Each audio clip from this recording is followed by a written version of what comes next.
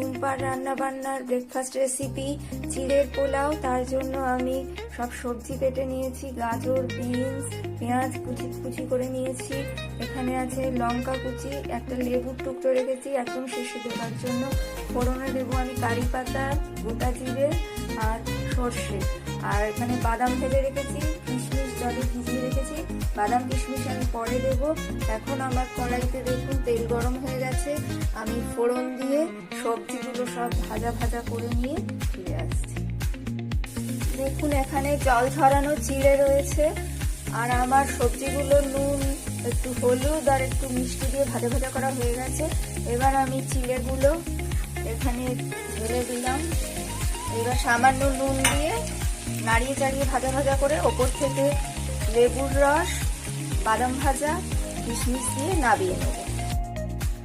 দেখুন বন্ধুরা, আমার বাদাম কিশমিশ সবজি সহযোগে চিড়ের পোলাও, একদম ঝরঝরে চিড়ের পোলাও তৈরি হয়ে গেছে। একদম রেডি আমার চিড়ের পোলাও।